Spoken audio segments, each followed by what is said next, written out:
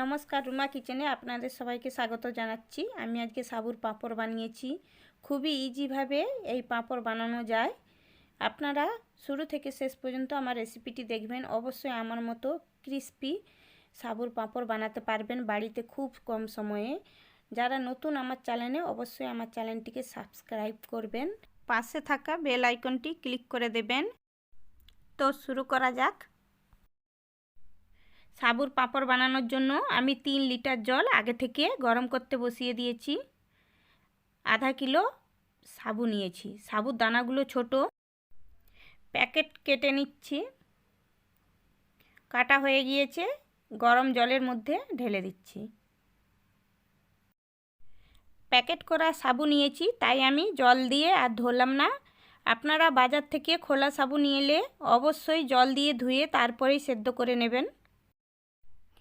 সাবুর পাঁপড় বানানোর জন্য বড় দানাগুলোও ইউজ করা যায়, কিন্তু সিদ্ধ হতে অনেক দেরি লাগে, তাই আমি ছোট দানাই নিয়েছি। গরম জলে সাবুদানা দেওয়ার পরে আমি অনবরত নেড়ে নেব, যাতে কড়াই বসে না যায়। দানাগুলো হালকা সেদ্ধ হয়ে গিয়েছে। পরিমাণ মতো লবণ দিয়ে দিচ্ছি। সাবুর দানাগুলো যতক্ষণ না গলে যাচ্ছে আমি ততক্ষণ নেড়ে নিচ্ছি। দেখতেই পাচ্ছেন, এই যে দানাগুলো গলে গিয়েছে, সাবু সেদ্ধ হয়ে গিয়েছে। আমি 1 টিস্পুন কালো জিরে দিয়ে দিচ্ছি। চিলি ফ্লেক্স দিয়ে দিচ্ছি 1 টিস্পুন। ঝাল যারা বেশি খাবেন তারা আরও বেশি করে চিলি ফ্লেক্স দিতে পারেন। চিলি ফ্লেক্স, কালো জিরে ভালো করে মিক্স করে নিচ্ছি। এই পর্যায়ে গ্যাসের আঁচটা লোতে রাখবো।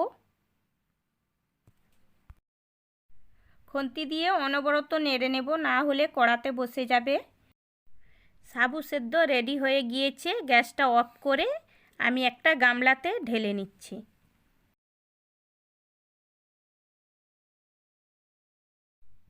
সাবু সেদ্ধ ঠান্ডা হওয়ার জন্য কিছুক্ষণ অপেক্ষা করব।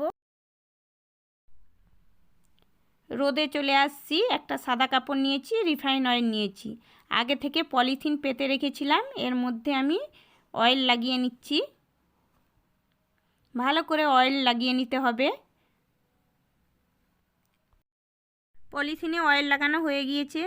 সাবু সেদ্ধ ঠান্ডা হয়ে গিয়েছে। এই পর্যায়ে আমি একটা ছোট চামচ নিয়ে নিয়েছি। এই চামচে করে 1 চামচ করে পলিথিনের ওপরে দিয়ে দিচ্ছি।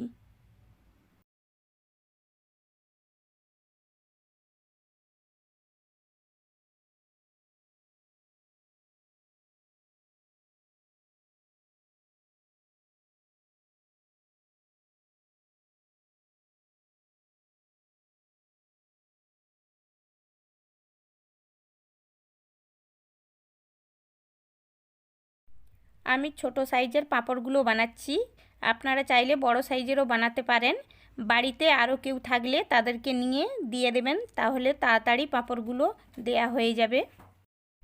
শীতকালে রোদের দিনে আমি এই পাঁপড়গুলো দেই।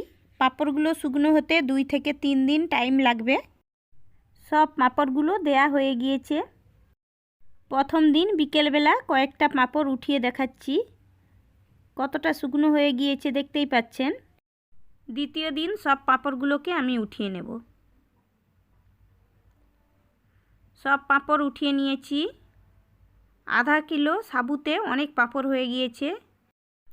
সামনে থেকে উঠিয়ে দেখাচ্ছি কতটা সুন্দর হয়েছে, দেখতেই পাচ্ছেন। তো আমি আরও একদিন পাঁপড়গুলোকে রোদে দিয়ে দিয়েছিলাম। কড়াতে রিফাইন অয়েল দিয়ে দিচ্ছি। পাঁপড়গুলোকে ভেজে দেখাচ্ছি কতটা সুন্দর হয়েছে। অয়েল গরম হয়ে গিয়েছে। অল্প পাঁপড় আমি তেলের মধ্যে দিয়ে দিচ্ছি। সাবু ভালো করে সেদ্ধ হলে পাঁপড়গুলো খুবই সুন্দর ফুলবে। আমার পাঁপড় দেখুন কতটা সুন্দর ফুলে উঠছে। সাবু খুব সুন্দরভাবে সেদ্ধ করে নিয়েছিলাম।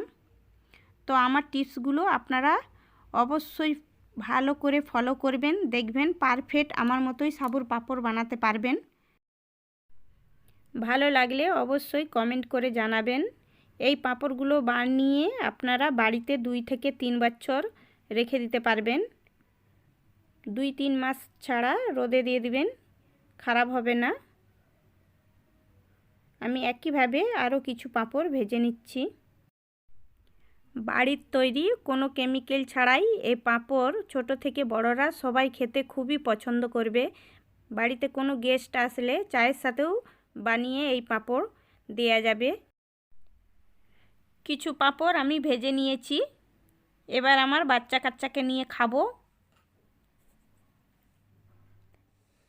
আজকের মতো বাই, টাটা।